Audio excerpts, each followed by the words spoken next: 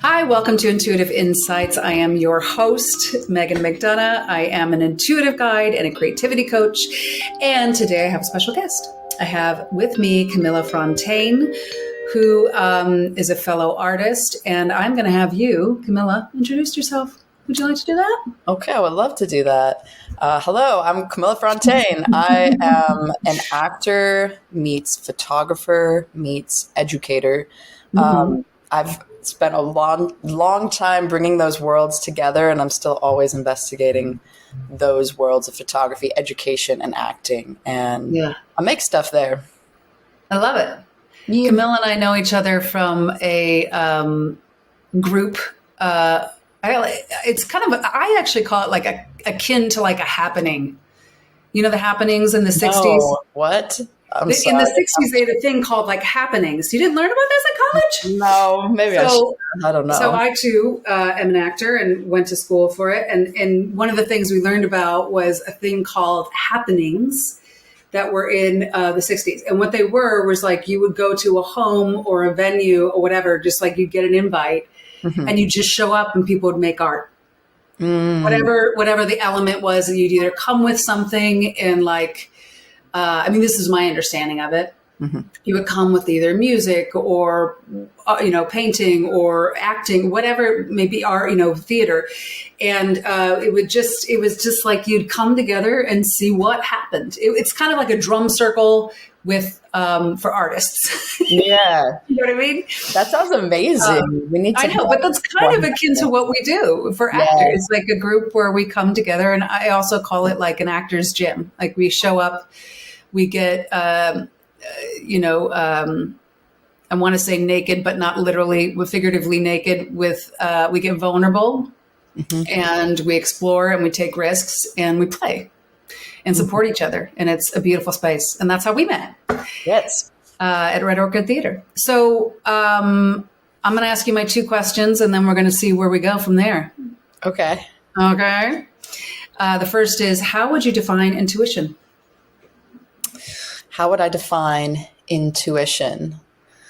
That's a good question, because I think first about my guts. Yeah. And I go, especially for me, to my solar plexus.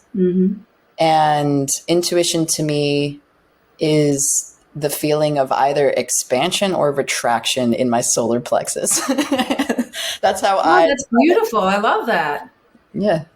Thanks. I love that visual, because I always say that it's true intuition is that which connects, which would be expanding, reaching out, right? And then fear is that which contracts, which is coming away from something and, disconnect. Right? You know what I mean? Right. So, It's interesting to me how both of those things, though, for me, like in my journey in my life, I think my intuition began with fear, actually. It began with the retraction and like coming to know that feeling and coming to be intimate with the physical feeling of that in my body, and coming to really actually start to listen to my body in order to even have a sensation of when it began to expand. And so like intuition is kind of like, the quiet knowings of, hey, listen to this, that you can't really explain, that is more of a body sensation. Yeah. Connected to, I don't know. Yeah. I call it the soul's voice. It's like we have the energetic side of ourself that's permanent, and then the physical part of ourself that's impermanent. And the mind and fear activate and try and protect the impermanence of our physical shell, right? Because it's transient. So it needs protection. Whereas the soul is, everlasting. And so it doesn't have things like fear. It doesn't have things like, right? Well, I don't know. Tell me, Okay. So let's get into it. I'm going to talk some acting talk really fast because Let's do it. So I'm trained in this methodology of theater making called soul work. Yeah. It's a methodology of embodied studio practice and creation that's rooted in African American performance and oral traditions, created by Dr. Crystal Chanel Truscott. And it's a way of merging and synthesizing kind of just like global perspective and activism with creative impulse. And part of that study and that research, I feel like, for me, it always feels like research when I go into the studio, is something called emotional availability, which is like being really closely tied to especially fear, anger, joy, and sadness, rooted in the body, and allowing for freedom to pass between each of those emotions as it's anchored in the body, as also something called call and response. So I say all of this to be like my study of soul, and how soul travels through the body as an actor, and what is able to like actually access its freedom fully, and to be like, to allow it to also be physicalized and put into our work as actors. It means that you have to have freedom even in things like fear. Soul is passing through fear and does access fear and has 100%. Speak to that. Yes, I mean, I think we're saying the same thing in a different context. Like soul is and yes, I like the way you're using the word flow, because it is more, I see it like Shiva Shakti. It is that kind of Shakti fluid energetics. That's how it moves. Soul is free to flow, right? Whereas the more sounds so woo-woo, but like the more earthly, tangible things like fear, which is, part of the human experience, right? Anger, all those emotions, they're transient though. Meaning they change. Right. So, but the ability to change is allowing that flow of the soul. Totally. So even if you don't allow that flow of the soul, what you get is stuck.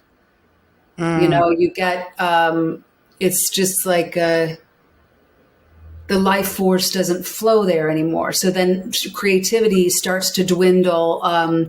Growth starts to diminish, right? Expression, it becomes hidden, or one tracked, right? I feel like we're saying the same things. Maybe we're not, in different ways. Yeah, maybe we are saying the same things in different ways. I guess what I'm curious about, is the role that fear plays. I find fear is fuel. Really? Fear is, for me, and yes, let's get into this one, because this is one of my favorite topics. Fear is two things. It's, a couple of things. It's a guardrail, it's a directional, and it's fuel.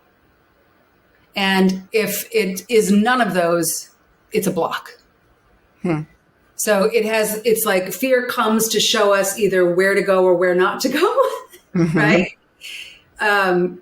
Sometimes as artists, I feel like it's telling us where to go. Yeah. In the physical body, sometimes I feel like it's don't go there, like don't walk into the fire. Not a great idea, unless you want to die. And then when you, as an artist, when you recognize the fear is saying, come here, explore this, then you can either use it as fuel and say, damn it, put that fear in your engine tank and then move forward, right? And just go, I don't know what I'm doing, but I got the fuel in my gas tank, or you can go, I'm scared, and stay still. Right. And then it becomes a block. Now now your turn. I so agree with that. there's like a phrase that's like, fear is an indicator. I don't know who said it. Yeah.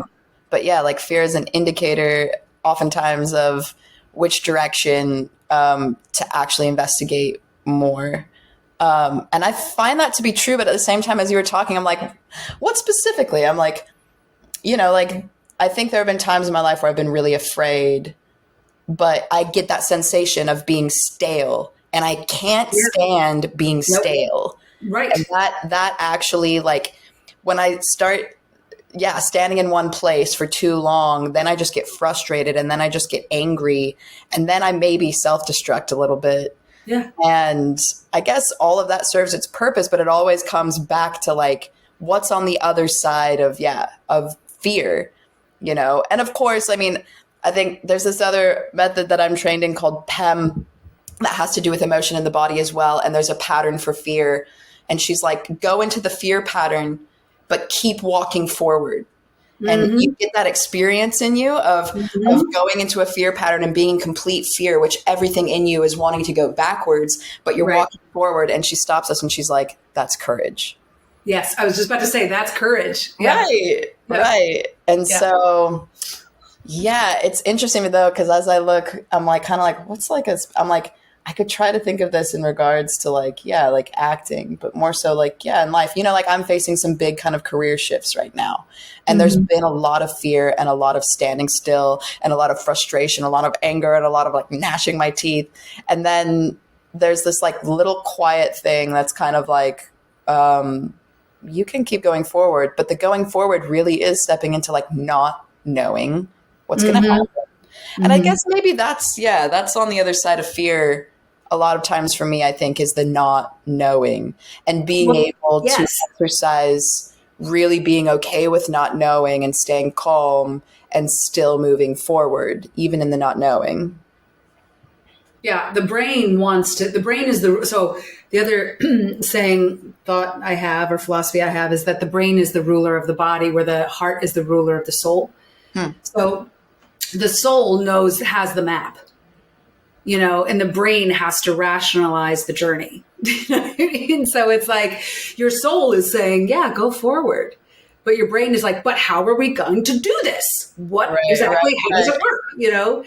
And then I think the difficulty of being an artist, one of the things, because the things that are commonly hard for people who aren't artists, which are the things like listening to your intuition and having the courage to go forward, and adaptability, that need for flow to be coming through you, change, needing to create, right?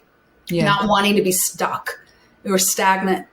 Those things to other people may seem more daunting, but to us come easy. What seems more daunting to us is, how do I marry the outside and the inside? How do I marry that listening to my intuition and courage and making it make sense in the real world, so that they can flow together? Yeah. That's what I found to be the hardest part. Yeah, I mean, for me, maybe I'm with a lot of the people on the outside of it, because I also have had like a hard time reckoning with being an artist. I've had a hard time accepting it until recently, honestly. And I think that part of the reason that I am an artist is so that the necessity of making art makes me face that thing again and again and again. And really it comes down to transformation. Yes. And finding oneself in a path that asks one to transform again and again and again. And kind of being like, oh my gosh, kind of like getting to a new place in that of like, but for why? Like it is that thing of the heart, the soul, and the brain, and finding balance. And to me, I mean, I started thinking about the feminine and the masculine with that too. That's been a huge thing for me as well, is like, you can think one thing about what is feminine and another thing about what is masculine. You can think about what these things are. And that too is standing still.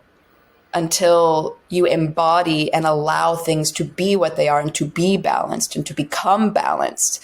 And then there's that fear, because in that place, transformation looks like, oh, I thought I was this. Yeah. And actually, I'm coming to understand who and what I really am.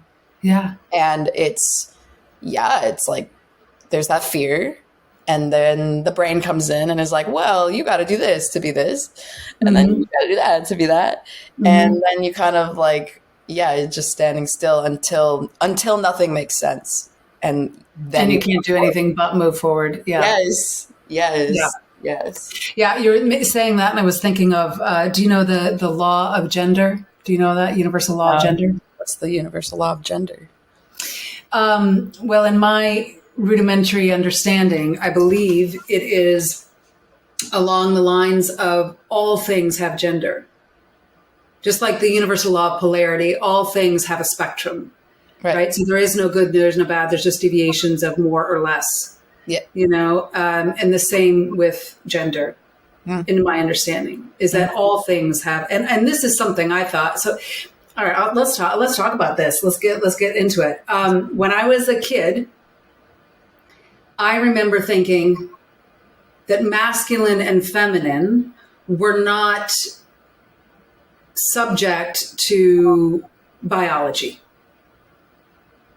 Meaning that, and this is why I came up with it, is because I have a lot of masculine energy in me. Do you know what I mean?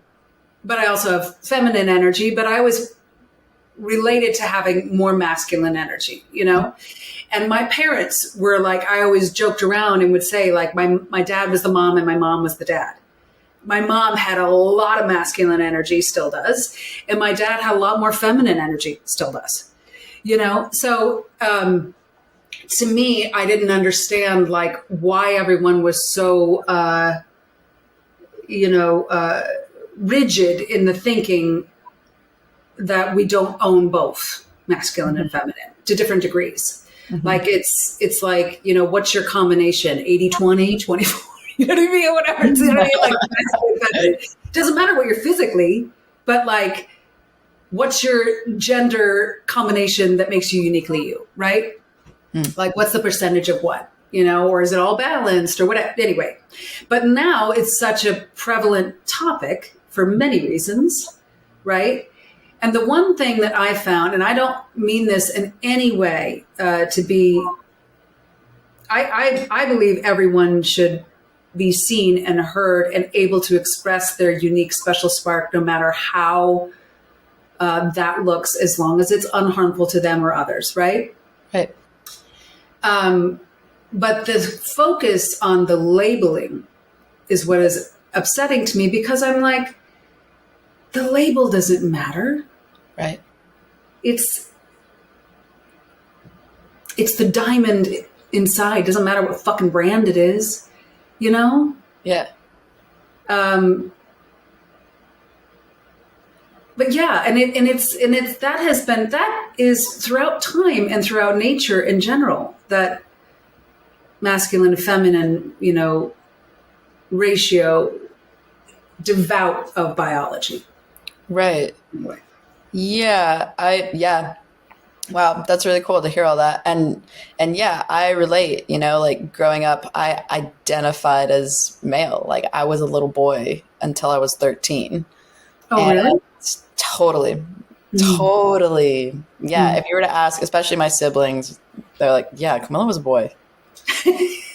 And I loved being a boy, but of course I grew up partially in Texas, and I'm Mormon. And so eventually, as I was getting older, it became hard for me to sit in the uncertainty of the world and how it was reacting and responding to my appearance, And so I had to shift. And what an interesting thing of like, I was like, all right, we were moving to Idaho, and I was like, all right, I'll be a girl now. I tried. Yeah. And it like, it is so interesting, like, quote unquote, trying to be a girl when I'd like lived just even as I was, like, and I didn't have the languaging for like, I identify as being a boy. It wasn't that. And actually at the same time, I never like denied it, you know, like I never was like, no, like my body, I was like, always like, yeah, I'm like a female body, but like, I'm a boy, you know, kind of thing.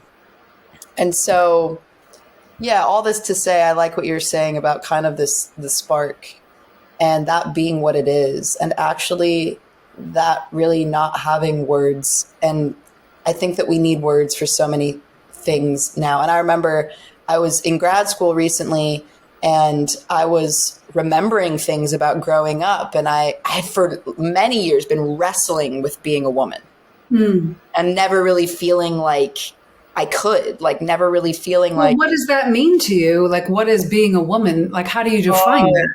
I know, right? I was in the question and I would ask people and they never knew how to answer it. They'd be like, well, it's whatever you want it to be. And I kind of was like. Which is also annoying an answer, yeah. Yeah, I was like, the closest thing that I found that brought me comfort and brought me like satisfaction in an answer was actually, I have a small copy of the Tao that my grandma gave me. And in the back, there's commentary. And I can't remember for which chapter it was commenting on, but whoever was annotating was like, the female is one who receives something and with it creates. And I was like, yeah, that's me. I was like, okay, like, that's it. I'm female. And that like really helped me come to terms with like, okay, that thing of receiving and creating. And I still do, like, it's interesting. I have a really intimate connection with what I, in my body and in my heart and in my soul, deem to be female and deem to be male. And it has to do with my ancestry, and it has to do with like I have these two little objects that I carry around with me all the time. What's this guy? So my grandfather, who passed this last year, was a sculptor. And this is the smallest. He was a sculptor? Yes, Edward J. Frontain. Ooh. Yeah, he made monuments. That's beautiful. What is that? Is a man? It's a man in a hoop. Inside a hoop.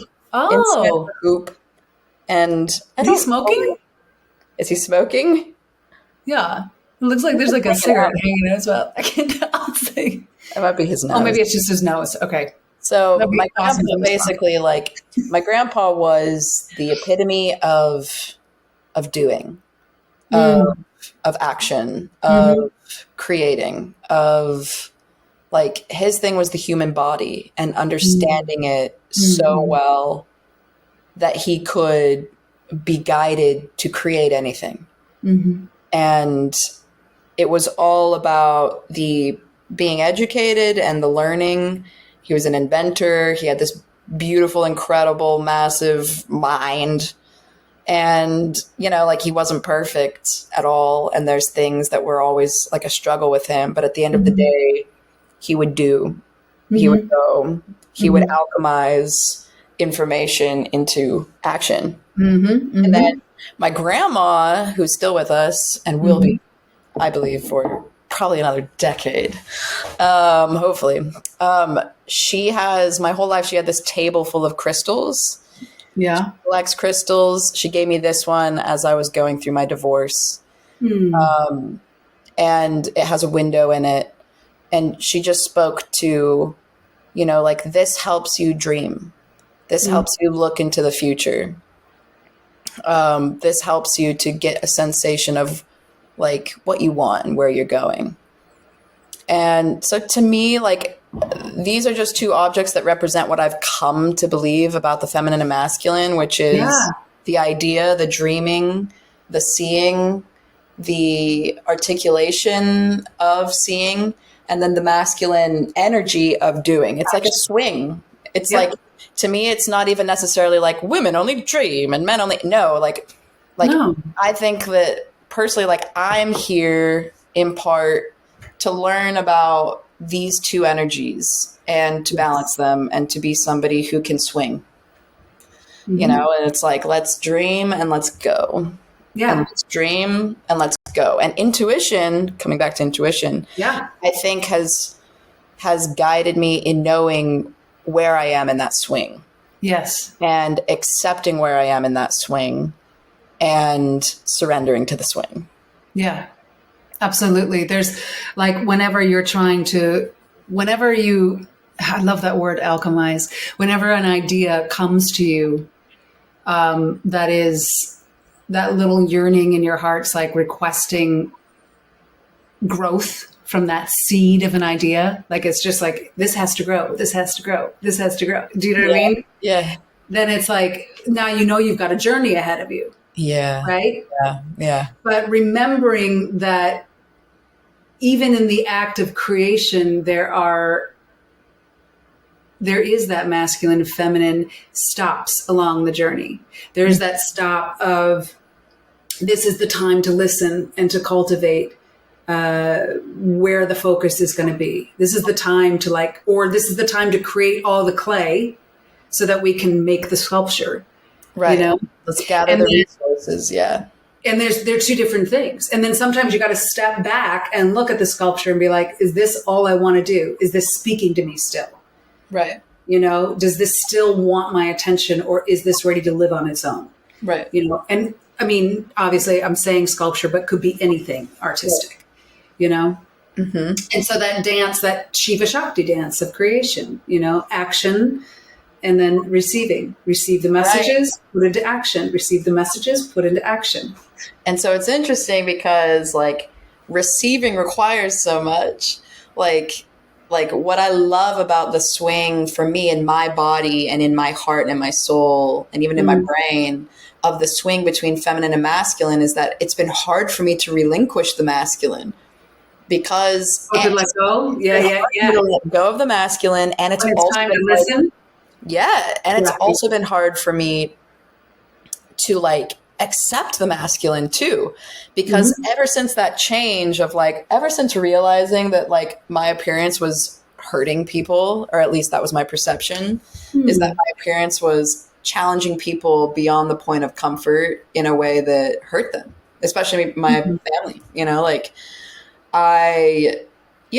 that shift, I was like, okay, I'm a girl. And so then it became really hard to accept that there was a lot of masculine in me. And there's still sometimes, I've gotten better at it now, but there still is kind of this thing of like wanting to be a woman in a way that I've never been able to like fully do, which is like, honestly, it's like the confidence in receiving, like the confidence in like being like, here I am, come here.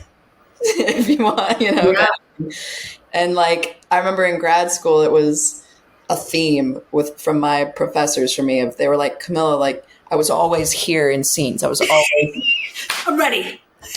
And that's a strength that I have, right? Like I can play characters who are like, very good at it. Come on. You know, like I will like go and I'll do. You're ready to engage, but like the receiving part is a little like It's like having the breath, giving time for the breath, for the inhale, for receiving, you know, like it only amplifies then when you do go into action, because it's no longer action out of like conditioning or just like what I can do, like what is familiar. It's actually that transformation. It's actually the fear of receiving, the fear of, well, if I go into receiving, what if nothing comes? You know? Yes. I think that is probably actually like the biggest thing that's kept me from my feminine, especially because I'm divorced, you know, and my divorce had to do with all that. So like, there's so much fear in like, if I sit back, if I don't assert, if I don't fight for what I want, if I don't take, then will I ever receive? And there's the thing of like, well, that's when it becomes unbalanced. And that's when it's like, well, I feel like that's a reflection of the state of the world right now, just in general, that it's been such a masculine, I almost feel like we're at, without getting too political, but I feel like we're at the threshold of You know how when something is out of balance and like you're fighting to, but you don't want to change. Do you know what I'm saying? Yeah. And so you just keep pushing the direction you're going, like harder. You push it harder because, like, if I push harder, maybe the balance will come back, which never works. You know. Right. Yeah. So it's almost like it's like the neon light version of whatever it was before. You know. Yeah. So it feels like we have been, especially like speaking to women who are very aware of their masculine energy, and. To be honest, I fucking love it. It got me in a lot of fucking trouble when I was a kid, you know? But I wouldn't change it for anything. You know, it shows you your power that,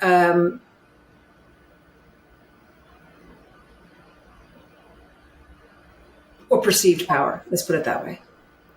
How the world perceives power. Meaning, like, it made sense in the world that we grew up in the world we live in. We grew up at different times, but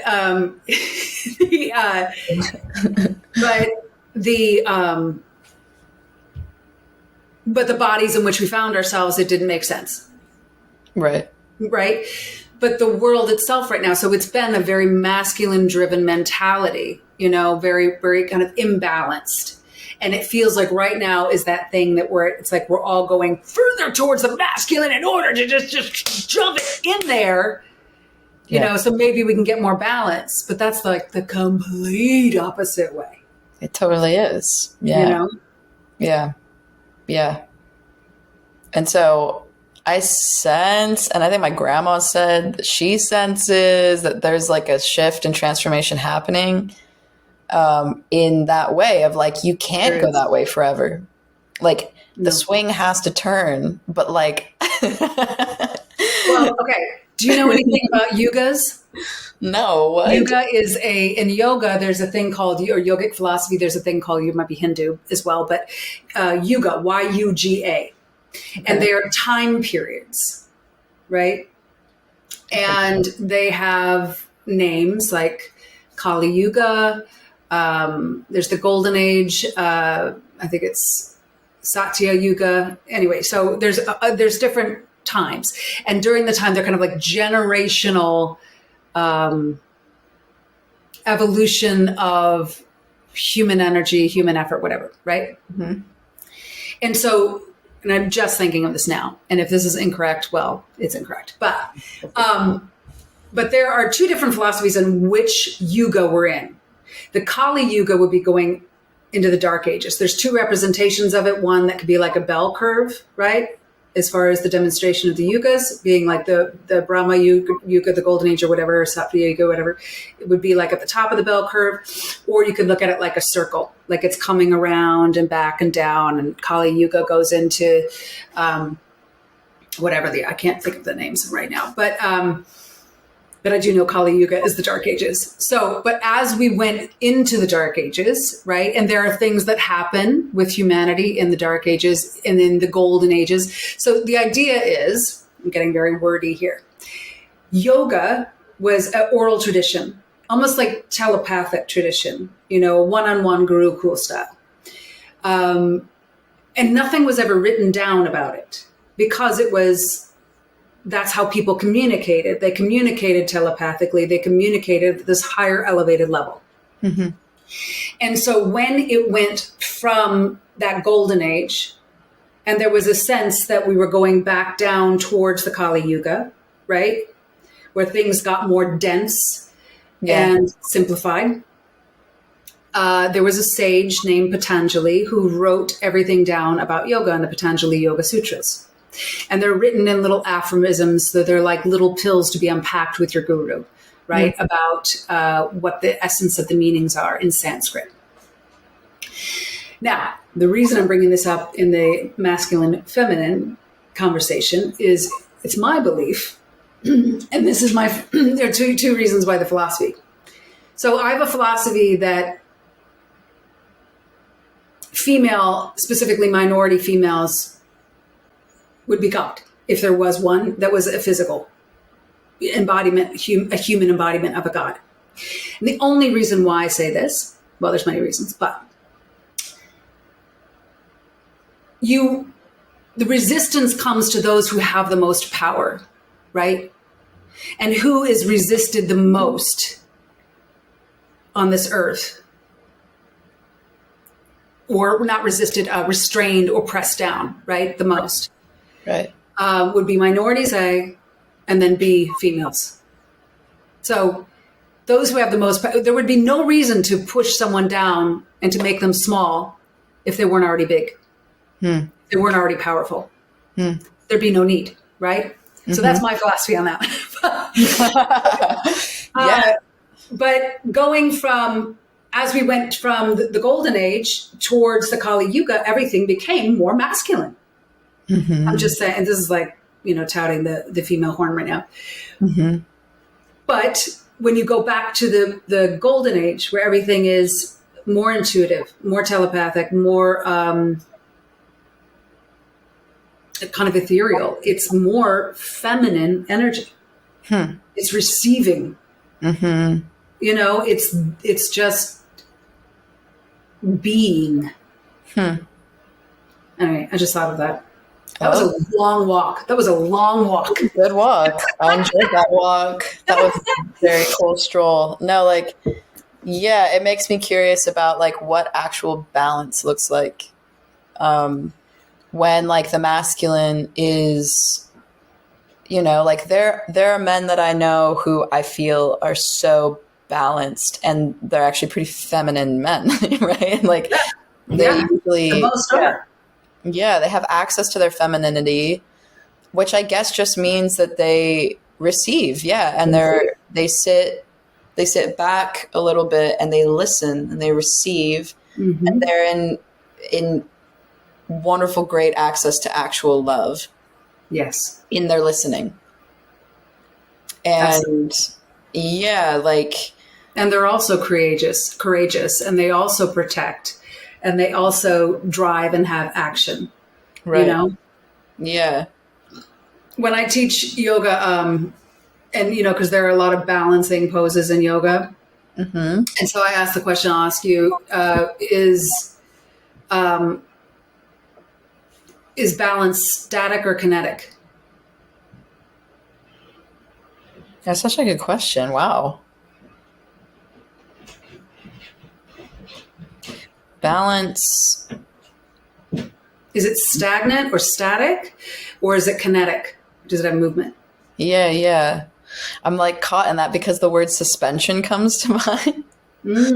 Where it's you throw something and at the top, there's that moment of suspension and it's balanced. So it's almost like I want to be cheeky and be oh, it's kind of in the middle, but I don't know. At the same time. In a way it is. Yeah, absolutely. That balance, and maybe balance only happens for a little bit. It does. It only comes for a second, and that's enough, and it's all right. Yeah. And then we have to remember that at one point there was balance, and we work towards it again. Well, so the example I always have you ever gone surfing or paddleboarding? A little bit, or been on anything where even just stood in the middle of a teeter-totter. Yeah, or I used to be on Indo boards, what those are? Yeah. Or balance board, even just, But in order to keep the balance board balanced,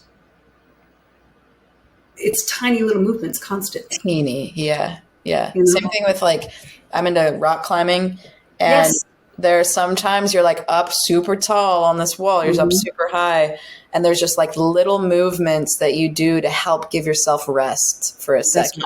Just with your thumb, you can rest into something, and that just gives the rest of your body enough time, before you then engage again. But that thumb is super engaged.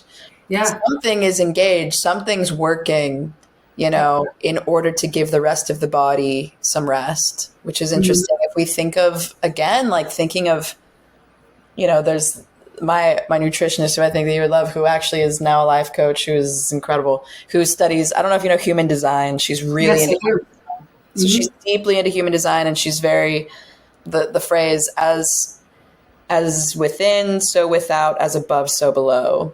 Hermetic principles. Mm-hmm. Oh, see, yeah. Megistus. Heck yeah, look at you. AKA Thoth. Mm-hmm. Wow. Yeah, I don't know this, but I love that phrase. And it's like stayed with me as a way of like, as even these reflections and how we were able to go from what we've experienced to like, wow, look at what's going on in the world. Yeah. And if we're all one body in a way, it is kind of like, oh, and there's another quote. James Baldwin said something like, the world is held together by the love of very few people. And it's almost like, it's a really interesting quote. And it makes me think of that metaphor. Like if I think about climbing and reaching a really difficult spot and my thumb is the thing that saves me for 5 seconds to rest.